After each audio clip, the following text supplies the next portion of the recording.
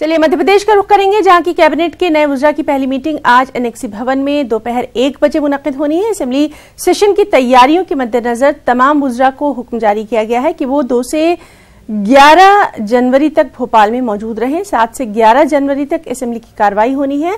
कल मध्य प्रदेश में कमलनाथ कैबिनेट में 28 अरकान असेंबली को शामिल किया गया।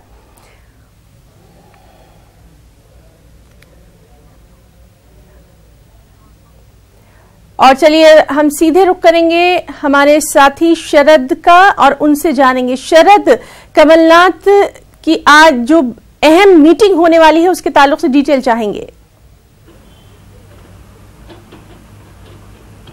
हाँ बिल्कुल हिना, देखिए कल जिस तरीके से कमलनाथ कैबिनेट के 28 मंत्रियों ने शपथ ग्रहण किया था और उसके बाद आज कमलनाथ कैबिनेट की पहली बैठक होने जा रही है और ये जो बैठक है वो इसी एनेक्सी भवन में होगी जहां हम इस वक्त खड़े हैं। खास बात यह है कि कमलनाथ कैबिनेट की जो पहली बैठक है वो इस नई एनेक्सी भवन में जो करीब 650 करोड़ की लागत से बनी है उसमें भी पहली बार होने जा रही है। किसी सरकार की पहली कैबिनेट बैठक इस नई एनेक्सी भवन में होगी। जो वक्त मुकर्रर किया गया है कैबिनेट की बैठक के लिए वो 1 बजे का है। 1 बजे कैबिनेट की बैठक शुरू होगी, उससे ठीक 1 घंटे पहले यानी कि 12 बजे सीएम कमलनाथ सभी जो डिपार्टमेंट्स हैं, जो विभाग हैं, उनके एचओडीज के साथ में एक बैठक करेंगे।